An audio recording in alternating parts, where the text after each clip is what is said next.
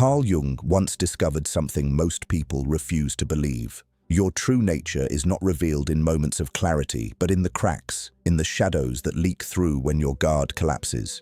You are not who you pretend to be. You are not the role you perform in front of others. You are what seeps out when you are cornered, humiliated, exalted, broken, or given everything you thought you wanted. That is the terrifying secret Jung uncovered.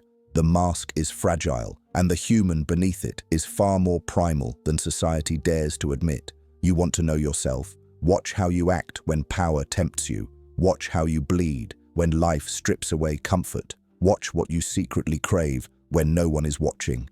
And if you dare, watch what hides inside the silence. These 5 revelations, drawn from Jung's analytical psychology and tempered by the ruthless clarity of Stoicism, will expose not only others, but you. And if you are brave enough to face that abyss, then comment below, "I fear nothing within." First revelation, the shadow unmasked. You believe you are the sum of your virtues. You think people will judge you by your politeness, your charm, your cultivated strengths. But Jung taught us something colder. Your true self is revealed not by what you display, but by what you hide. Every human being carries a shadow, the dark reservoir of impulses, resentments, cravings, and fears you deny. The shadow leaks through in your slips of the tongue, your spiteful laughter, your sudden rage. It is the animal beneath the human costume, and if you pretend it isn't there, it devours you from the inside. The shadow is the most haunting mirror. You see it in others first, their envy, their cruelty, their hypocrisy. But you are not looking at them. You are looking at the parts of yourself you have buried. Every irritation you feel, every disgust you spit toward another, is a fingerprint of your own shadow. It's clinical, brutal, and inescapable. The world you despise most is the world inside you. The Stoics knew this truth as well. They spoke of apatheia, not the absence of feeling, but mastery over it. Epictetus said, "No man is free who is not master of himself." But how do you master yourself if you refuse to admit what lives in your depths? To be untouchable, you must drag your shadow into the light, dissect it, and own it. Do not fear your rage. Study it. Do not deny your envy. Face it. To conquer the shadow is to become whole. Most people will never attempt this. They will remain prisoners of the false self, terrified of the monsters clawing beneath. And when the mask slips, in moments of stress, humiliation, or temptation, their nature will spill out like poison.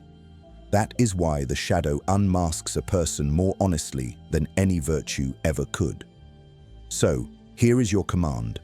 Stop polishing your image, stop performing purity, and confront what you've buried. The day you integrate your shadow, you cannot be manipulated, shamed, or broken. You will be complete, both angel and beast. If you understand this, if you are willing to stare into your own abyss, type it into the comments now. My shadow obeys me. Prove you are not one of the fragile ones hiding from themselves, because this was only the first revelation. And the second one cuts deeper. It's about power and what it drags from the marrow of your soul. Second revelation, power and the mask. Power does not create character, it reveals it. Jung warned that the human mask is a fragile construction, designed to conceal the chaos of the unconscious.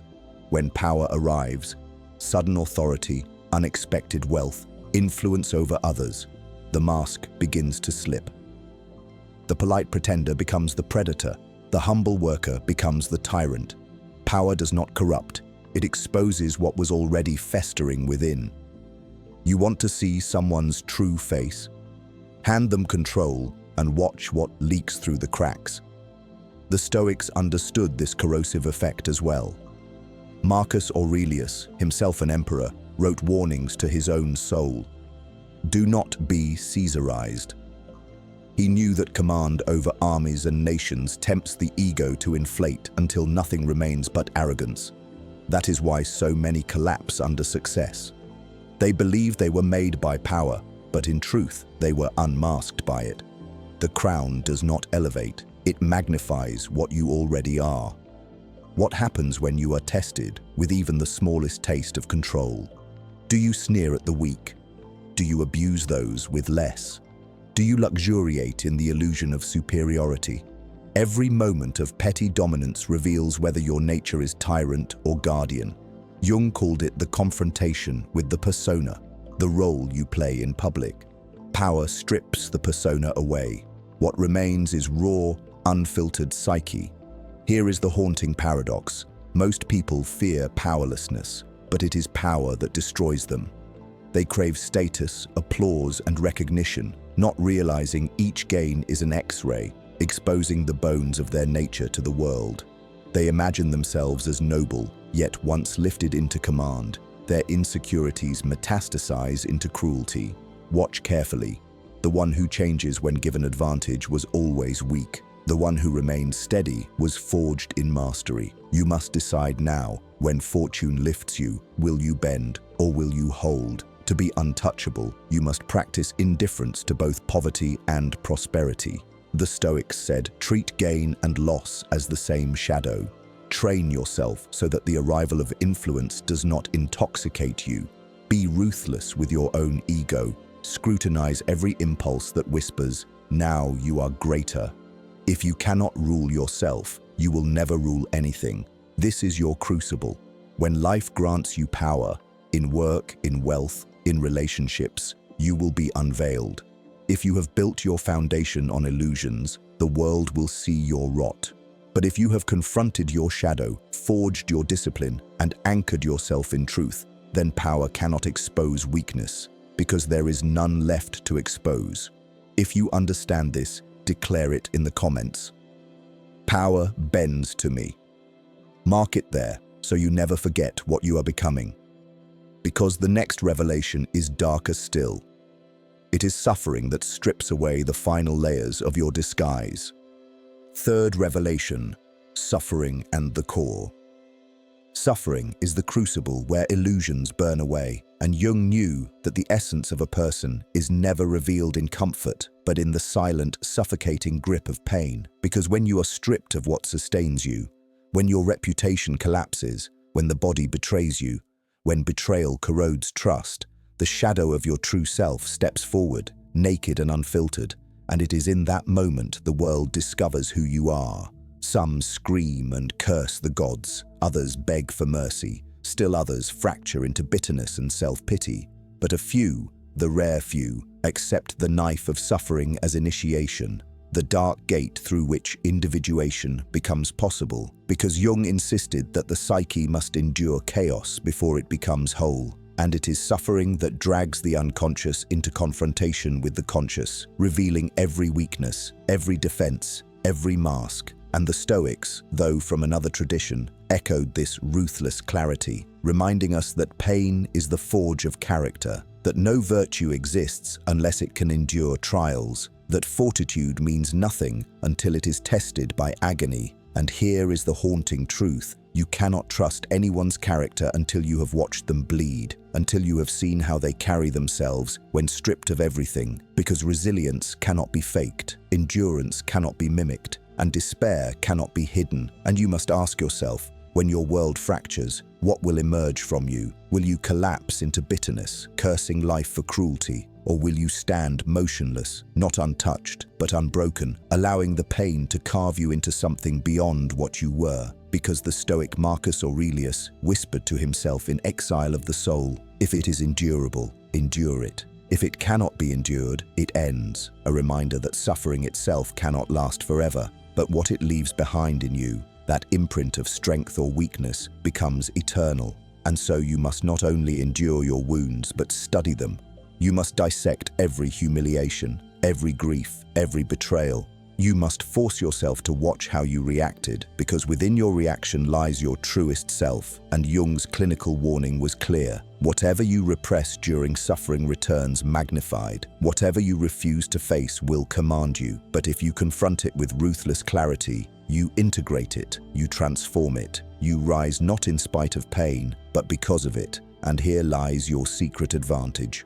Most people will break. Most people will surrender to bitterness. Most people will beg for relief and remain chained to the memory of their torment. But if you choose otherwise, if you choose to make pain your teacher, you will become the one who cannot be shaken, the one whose nature is not exposed as weakness, but as indestructible will. And this is why I say to you, embrace suffering as the abyss that forges, not the curse that destroys, because your response to pain is your signature to the universe, your rawest revelation. And when life tests you again, as it inevitably will, you will not tremble, you will not curse, you will not beg, you will endure with the silence of iron, and in that silence, you will become untouchable. If you understand this, then carve it into the comments. Pain serves me. Fourth revelation, desire and corruption. Desire is the quiet assassin of the soul, and Jung understood this better than most because beneath every conscious wish lies an unconscious hunger, primitive and relentless, whispering through dreams and fantasies, clawing to the surface of your mind. And while you parade around claiming your noble intentions, while you tell yourself and others what you value, the truth is far darker. You are owned by the thing you secretly crave. People reveal themselves most ruthlessly, not in what they resist, but in what they cannot resist, not in their principles, but in the objects of their obsession. Desire is the fingerprint of the unconscious. It exposes what your persona, that fragile social mask, tries desperately to hide. Watch what excites a person when they think no one sees them. Watch what they chase when opportunity opens a forbidden door. You will see the unfiltered image of their truest nature. But here is the paradox. Desire is not evil in itself. It is a force, neutral and raw, a drive as old as blood. Jung saw desire as the voice of archetypes rising from the collective unconscious. Hunger for power, lust for union, yearning for transcendence, greed for security. The danger lies not in desire's existence, but in its denial, its repression, its corruption.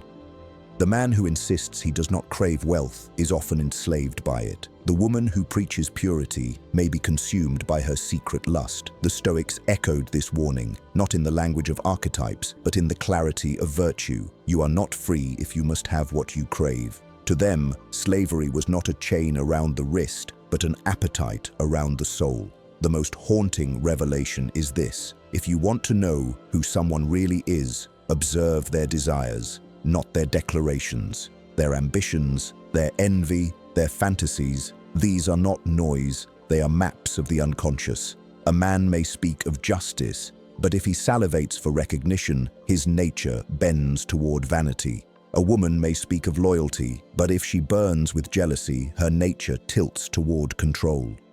Look at desire with clinical detachment, and you will see the human being unveiled. Jung warned that what you desire most intensely holds the power to corrupt you, because the stronger the hunger, the greater the shadow it casts.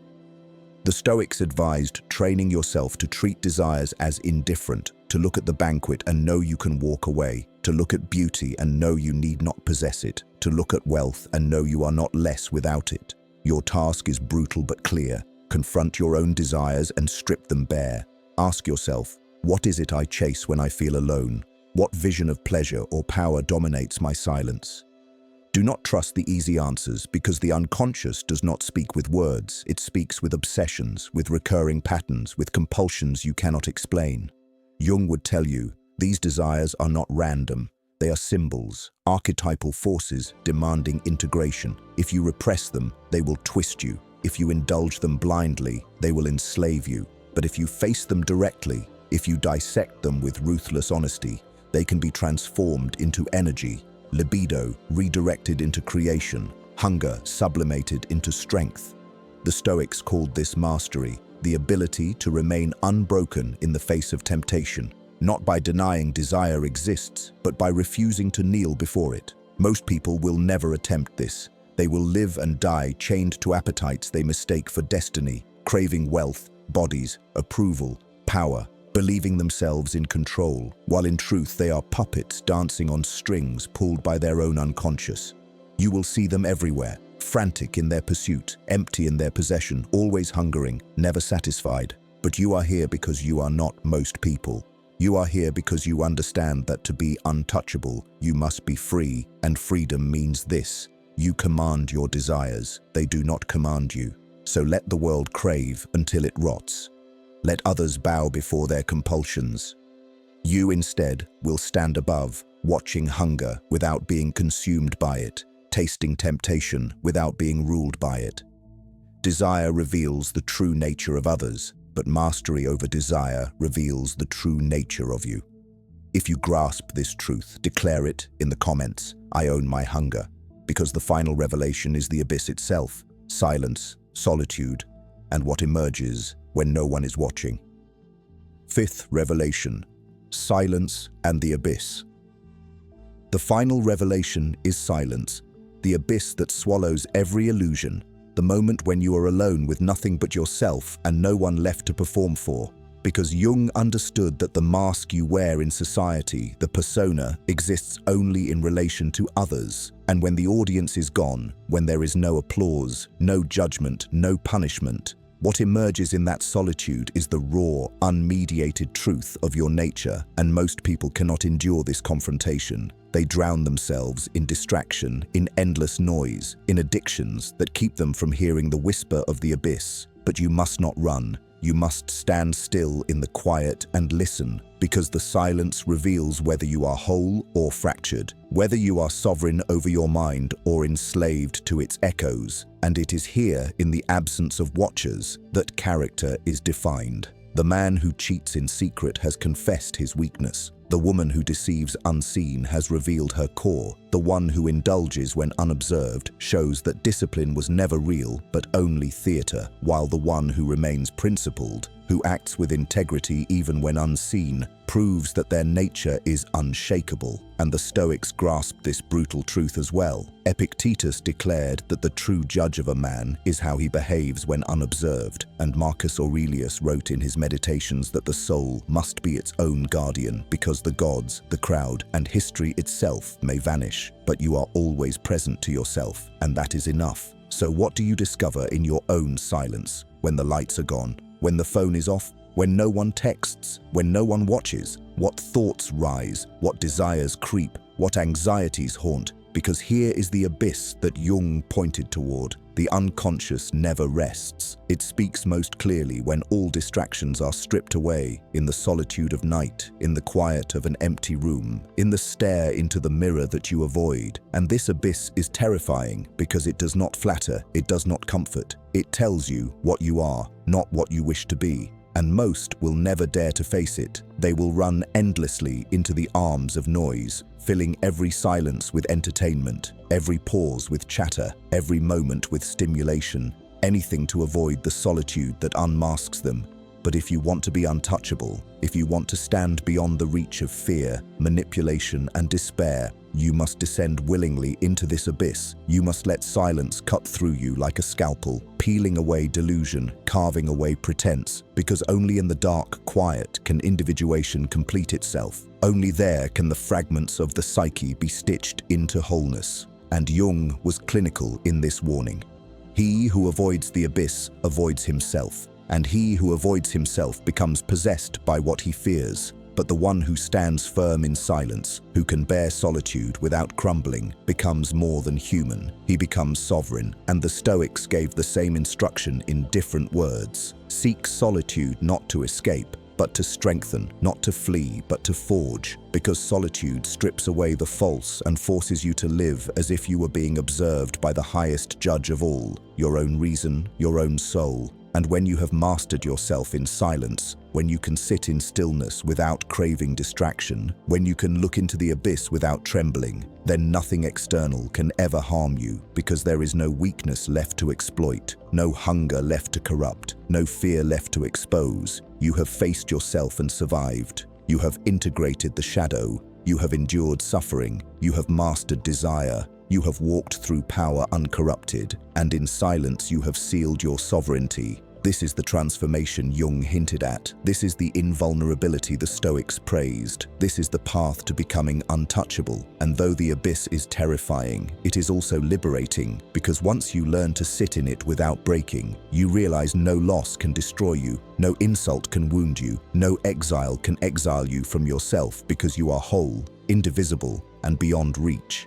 So remember this: Silence unmasks, solitude judges, the abyss reveals, and only those who dare to descend return reborn. If you understand this final revelation, if you are ready to step into the abyss without trembling, write it now in the comments. The abyss answers to me. And if you have walked with me through these revelations, if you have dared to see yourself stripped bare, then claim your transformation fully. Like this video, subscribe to the channel, and turn on notifications, because your journey into psychology, into strength, into becoming untouchable has only just begun.